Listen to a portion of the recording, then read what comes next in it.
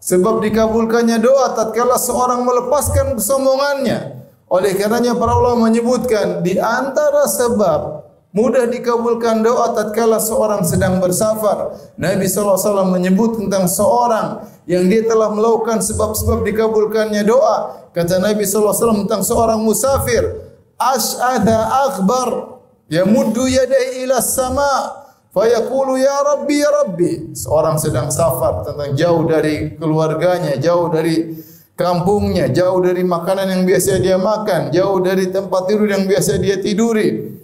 Ya, kemudian Ash'adha akbar, rambutnya semerawut penuh dengan debu, jauh dari kerapian, kemudian dia mengangkat kedua tangannya, maka ini sangat mudah dikabulkan doa seorang hamba.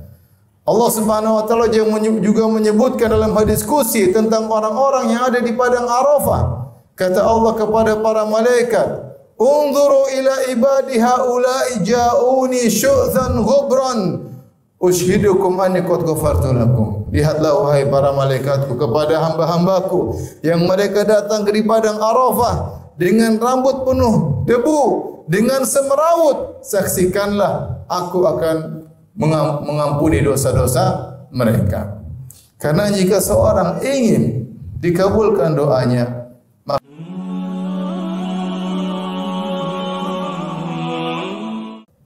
pada tahun kedua Hijriah terjadi suatu perang yang sangat besar yang dinamakan oleh Allah Subhanahu wa taala dengan Yaumul Furqan, hari pembeda, yaitu perang Badar, di mana kaum muslimin dengan jumlah yang sangat sedikit, 300 belasan pasukan dengan persenjataan yang sangat terbatas harus melawan 1000 pasukan kaum musyrikin dengan persenjataan yang sangat kuat.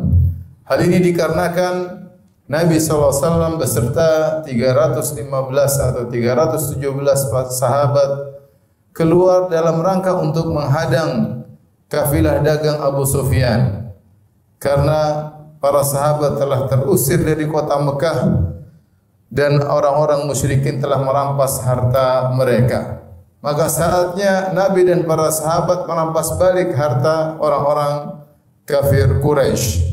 Namun Abu Sufyan kemudian lolos, kemudian meminta pertolongan dari Abu Jahal dan kawan-kawannya. Kemudian datanglah pasukan kaum Quraisy dengan jumlah 1000 orang dengan persenjataan yang sangat kuat. Maka tatkala itu kondisi sangat genting. Jumlah yang tidak sebanding 1:3 dan persenjataan juga yang tidak sebanding. Oleh karenanya Nabi SAW tatkala itu berdoa dengan beristighatsah yang Allah abadikan dalam Al-Quran. "Idz tastaghithuna rabbakum fastajaba lakum anni mumiddukum bi alfin minal malaikati murdifin."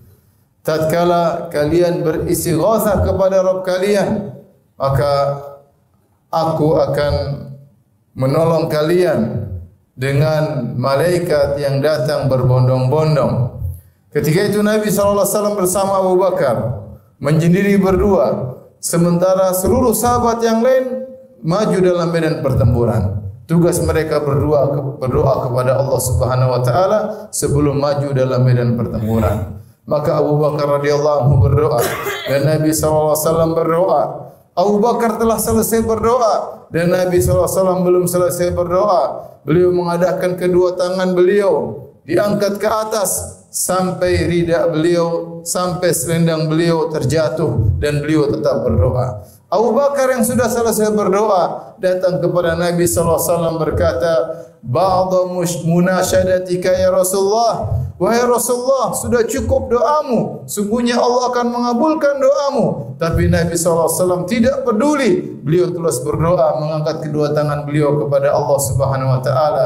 Beliau berkata, "Allahumma anjis wa'dak." Ya Allah, penuhilah janjimu. Ya Allah, wujudkanlah janjimu. Allahumma intahlik hadhil isabah falan tu'bad. Ya Allah, jika kami sekelompok kecil ini binasa, maka kau tidak akan disembah. Nabi terus berdoa sampai Allah turunkan firman-Nya bahwasanya Allah akan berikan pertolongan kepada kaum muslimin sehingga akhirnya mereka menang dalam perang Badar tersebut. Kata Allah Subhanahu wa taala, "Wa laqad nasarakumullahu bi Badri wa antum adillah, fattaqullaha la'allakum tashkurun." Sungguh Allah telah menolong kalian dalam perang Badar. Wa antum adillah, yaitu padahal kalian sangat sedikit jumlahnya. Kalian sangat sedikit, kalian tidak memiliki kemampuan. Allah yang menolong kalian. Maka bertakwalah kepada Allah agar kalian bersyukur. Tatkala seorang berdoa kepada Allah dengan iftiqar, dengan menghinakan dirinya di hadapan Allah Subhanahu wa taala, maka itu salah satu sebab utama agar doa dikabulkan oleh Allah Subhanahu wa taala. Lihatlah Nabi Musa alaihissalam, tatkala beliau dikejar oleh pasukan Firaun, maka beliau pergi meninggalkan kota Mesir menuju negeri Madian. Tiba-tiba tanpa persiapan berjalanlah beliau bersafar dalam jarak yang jauh menempuh padang pasir tanpa bawa bekal makanan sama sekali, sampai akhirnya tibalah beliau di negeri Madian. Kata Allah Subhanahu wa taala, "Walamma warada ma'a Madian wajada 'alaihi ummatan minan nasi yasqun wa wajada min dunihim imra'ataini tadhudan qala ma khatbukuma qalata la nasqi hatta yusdira ar-ri'a wa abuna shaykhun kabir." Maka tibalah negeri Madian. Dia melihat sekelompok orang-orang berkumpul di suatu sumur, mereka sedang mengambil air. Sementara ada dua wanita yang menjauh, mereka tidak mengambil air. Maka Nabi Musa datang ingin menolong mereka berdua. Nabi Musa berkata, "Ada apa gerangan kalian berdua?" Kata kedua wanita ini, "Kami tidak bisa mengambil air sampai mereka pergi. Ya, karena ayah kami sudah tua tidak bisa mengambil air." Kata Allah Subhanahu wa taala, "Fasaqa lahuma thumma tawalla ila dhil." Kemudian Nabi Musa dengan sisa tenaganya membantu kedua wanita tersebut. Setelah itu dia bingung hendak ke mana. Tidak ada yang menolongnya. Dia dalam kondisi sangat lapar. Datang bertemu dengan banyak orang. Tidak ada yang menjamunya. Tidak ada yang mengajak dia makan. Entah ke mana dia minta. Kepada siapa dia minta dijamu. Tsumma tawalla ila dhil, maka dia pun berbaring di bawah sebuah pohon. Kemudian dia berkata, "Faqala Rabbi inni lima anzalta ilayya min khairin faqir." Ya Rabbku, sungguh aku ini sangat fakir, sangat butuh dengan karunia yang kau berikan kepadaku. Maka Allah kabulkan doanya. Faja'atu ihdahuma tamshi ala istihya. Ternyata wanita tadi salah satunya yang ditolong datang kemudian mengajak Nabi Musa untuk pergi ke rumah ayah mereka untuk dijamu oleh sang ayah. Hadirin rahmatillah Subhanahu wa taala. Lihatlah Nabi Musa alaihissalam tatkala menghinakan dirinya di hadapan Allah Subhanahu wa taala. Entah dari mana pertolongan datang. Beliau lapar. Tapi Allah Subhanahu wa taala mengetahui keperluan Nabi Musa, maka Allah menolong Nabi Musa alaihissalam. Lihatlah Nabi Ayyub alaihissalam tatkala ditimpa dengan penyakit bertahun-tahun. Sebagian ahli tafsir mengatakan dia ditimpa penyakit 7 tahun sampai semua orang menjauh darinya. Maka beliau berkata sebagaimana Allah sebutkan, "Wa ayyuba idnada rabbahu anni masaniyad dhurru wa anta arhamur rahimin." Ingatlah tatkala Nabi Ayyub berkata kepada Rabbnya, "Ya Rabbku, sungguhnya aku ditimpa dengan penderitaan, aku ditimpa dengan kemudaratan, wa anta arhamur rahimin, dan engkau adalah zat yang maha penyayang di antara para penyayang." Maka Allah pun mengabulkan permohonan Nabi Ayyub alaihissalam. Lihatlah Nabi Yunus alaihissalam tatkala ditelan oleh ikan paus. Wa dhannuni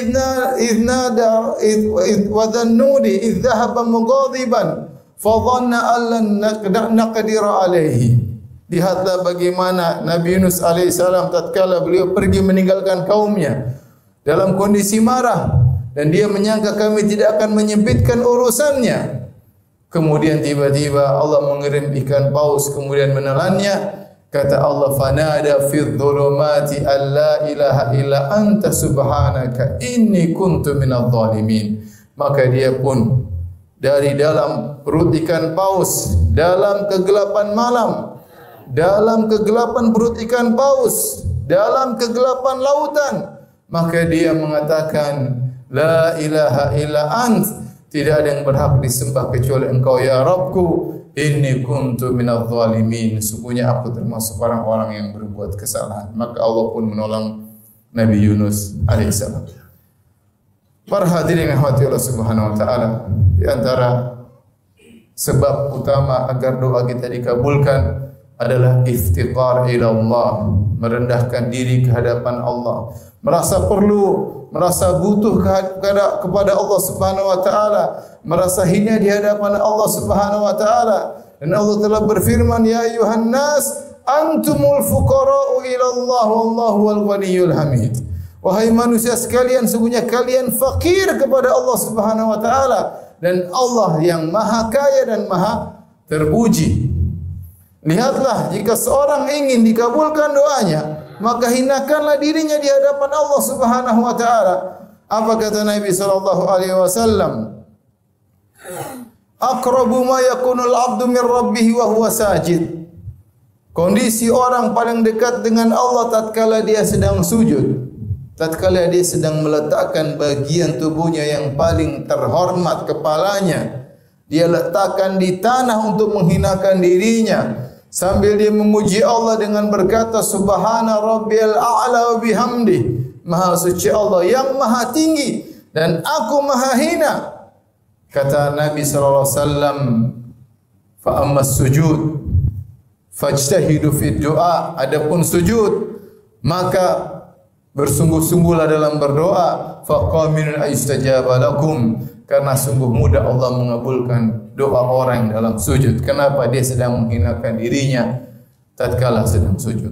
Demikian juga di antara sebab dikabulkannya doa tatkala seorang melepaskan kesombongannya. Oleh karenanya para ulama menyebutkan di antara sebab mudah dikabulkan doa tatkala seorang sedang bersafar. Nabi SAW menyebut tentang seorang yang dia telah melakukan sebab-sebab dikabulkannya doa. Kata Nabi SAW tentang seorang musafir, Ash'adha akhbar yamuddu yadai ila sama fayaqulu ya Rabbi ya Rabbi. Seorang sedang safar, tentang jauh dari keluarganya, jauh dari kampungnya, jauh dari makanan yang biasa dia makan, jauh dari tempat tidur yang biasa dia tiduri. Ya, kemudian Ash'adha akbar, rambutnya semrawut penuh dengan debu, jauh dari kerapian, kemudian dia mengangkat kedua tangannya. Maka ini sangat mudah dikabulkan doa seorang hamba. Allah Subhanahu wa taala juga menyebutkan dalam hadis qudsi tentang orang-orang yang ada di padang Arafah. Kata Allah kepada para malaikat, "Unzuru ila ibadi haula'i ja'uni syu'zan ghubran. Ushidukum anni qad ghafartu lakum." Lihatlah wahai para malaikatku kepada hamba-hambaku yang mereka datang ke padang Arafah dengan rambut penuh debu, dengan semrawut. Saksikanlah aku akan mengampuni dosa-dosa mereka. Karena jika seorang ingin dikabulkan doanya, maka dia harus merasa perlu kepada Allah, merasa hina di depan Allah Subhanahu wa taala. Sungguh contoh yang menakjubkan dari Nabi sallallahu alaihi wasallam tatkala di padang Arafah. Nabi sallallahu alaihi wasallam setelah menjamak salat jamak takdim, salat zuhur dan salat asar, kemudian Nabi naik di atas ontanya di bawah Jabal Arafah, di bawah Jabal Rahmah. Kemudian Nabi mengangkat kedua tangannya berdoa setelah zuhur sampai matahari tenggelam. Berjam-jam beliau berdoa mengangkat kedua tangannya. Bahkan sampai tatkala ontanya bergerak, Nabi memegang tali kekang ontanya dengan tangan kiri dan tangan kanan tetap mengadah ke langit meminta kepada Allah Subhanahu wa taala. Sementara sebagian jemaah haji baru berdoa 15 menit, setengah jam sudah habis permintaan mereka. Mereka tidak tahu apa yang mereka butuhkan kepada Allah Subhanahu wa taala. Sementara Nabi sallallahu alaihi wasallam yang pintu surga tidak terbuka kecuali yang mengetuknya adalah Nabi sallallahu alaihi wasallam, berdoa dengan luar biasa dari zuhur sampai maghrib. Demikianlah Rasulullah SAW, karena dia yang paling tahu tentang Allah Subhanahu wa taala, dia yang paling merasa butuh kepada Allah Subhanahu wa taala. Aqulu qawli hadza astaghfirullah li wa lakum wa lisairil muslimin min kulli dhanbin wa khati'ah fastaghfiruhu innahu huwal ghafurur rahim.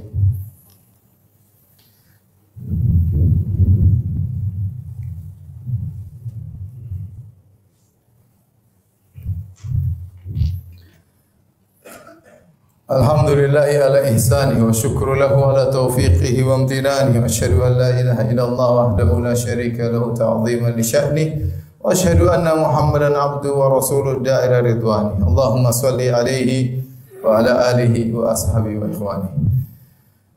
Ma'asyiral muslimin, untuk bisa menghadirkan dalam diri kita merasa perlu, merasa butuh, merasa hina di hadapan Allah Subhanahu wa taala, ada dua hal yang mungkin perlu kita lakukan. Yang pertama adalah mempelajari tentang keagungan Allah Subhanahu wa taala. Semakin seorang pelajari nama-nama Allah dan sifat-sifatnya dan keagungan Allah, maka dia semakin merasa hebatnya Allah dan dia semakin merasa hina di hadapan Allah Subhanahu wa taala. Oleh karena Nabi sallallahu alaihi wasallam adalah orang yang paling merasa hina di hadapan Allah Subhanahu wa taala. Beliau pernah berkata, "Ana a'lamukum billah," aku adalah orang yang paling tahu tentang Allah daripada kalian. Ya, oleh karena kita perlu belajar apa makna dari Al-Ghafur, Ar-Rahman, At-Tawwab, Al-Halim, Al-Khabir, Al-Qawi, Al-Aziz, Al-Hakim. Ini semua mana-mana yang indah yang menjelaskan sifat-sifat keagungan Allah Subhanahu wa taala. Dengan mengenal nama-nama tersebut, kita akan semakin merasa hina di hadapan Allah Subhanahu wa taala. Yang kedua, yaitu seorang tahu bahwasanya dirinya adalah hamba yang sangat lemah, yang tidak bisa berbuat apa-apa tanpa pertolongan Allah Subhanahu wa taala. Makanya di antara doa Nabi sallallahu alaihi wasallam, "Ya Hayyu ya Qayyum." Kata Nabi SAW, "Ya ayyuhal qayyum, bi rahmatika astaghith." Dengan rahmatmu aku mohon pertolonganmu. Fala takilni ila nafsi tarfata ain. Jangan kau serahkan diriku kepada diriku meskipun hanya sekejap mata. Kenapa? Karena diri kita lemah. Ya.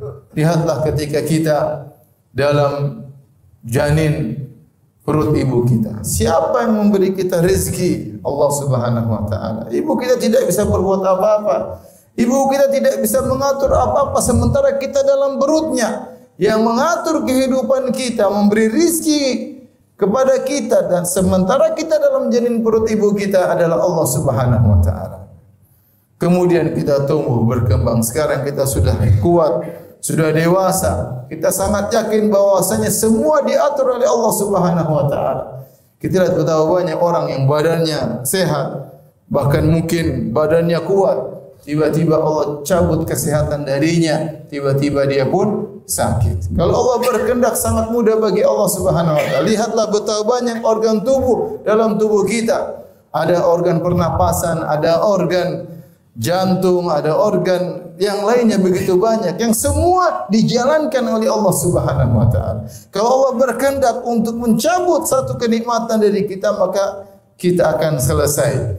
Oleh karenanya kita harus senantiasa sadar bahwasanya kita selalu membutuhkan Allah Subhanahu wa taala. Betapa banyak kita lihat orang-orang yang sombong dan angkuh, sombong dengan teknologinya, sombong dengan ekonominya. Kalau Allah ingin menghancurkan, sangat mudah bagi Allah Subhanahu wa taala. Sangat mudah bagi Allah Subhanahu wa taala. Maka semua yang menjalankan adalah Allah Subhanahu wa taala.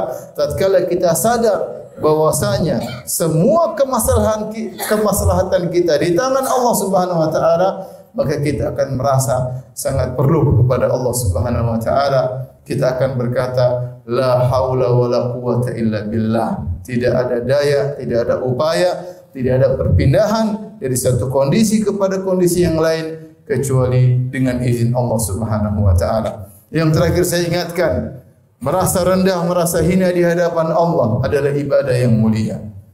Kenapa doa merupakan ibadah yang agung? Sampai Nabi berkata, ad-du'a'u huwal ibadah. doa adalah intisari dari ibadah. Karena dalam doa seorang merendahkan dirinya di hadapan Rabbul Alamin.